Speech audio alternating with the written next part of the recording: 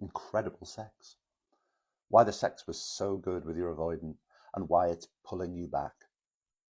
What's the thing that was lacking most, missing most when you were with them? Intimacy.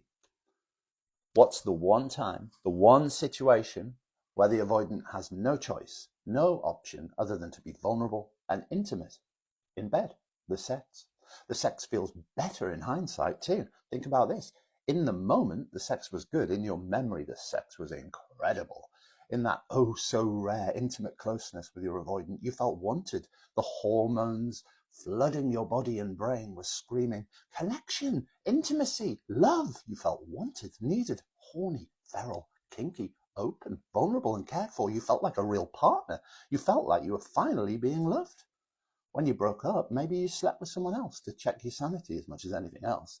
And believe me, that person didn't stand a chance. That drip-fed intimacy, that rarely given connection combined with your tricky, deceptive, treacherous memory meant that if you'd gone from your avoidant to Tom Hardy or Beyonce, they'd have fallen short in the comparison. Avoidant people mostly spend their time avoiding and suppressing big feelings. They feel safer pushing those big feelings of connection away. But here's the thing. It's notoriously difficult for them to change. In fact, although it's sweeping, I just tend to say on these videos, they won't change. But everyone, almost everyone, enjoys good sex. Everyone, almost everyone, wants that sex to be with the person they trust and really like. Sex is a free pass for avoidance. They get to meet their physical needs and yours. They get this amazing ego boost of being the best lover you've ever had. And they get to act as if they've given you the real connection and intimacy that you've been begging and nagging for a long time. It's a trick. It's a trick in your brain. You've spent the days and sleepless nights since the breakup looking for meaning in everything they did and everything they said. In bed, having sex with them, you were given answers and meaning and connection and intimacy. It was real. They had to give it against their avoidant nature.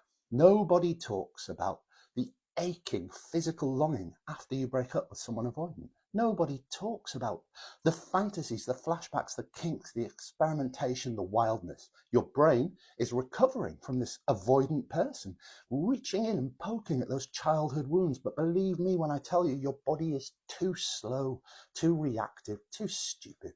I've said it before, your body's an idiot.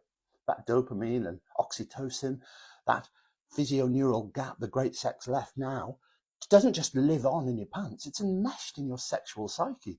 That's what's pulling you back. The good news? It's a trick. If you can exist in this distance by whatever means necessary, electronic or otherwise, for a block of time, and I recommend at least 30 days, and you focus on actually healing yourself, they'll become extremely sexually unattractive to you, as will your old self. Oh look, they've got AA batteries on in Tesco for $2.99. Unrelated, use your fingers, drop me a follow. Big hug.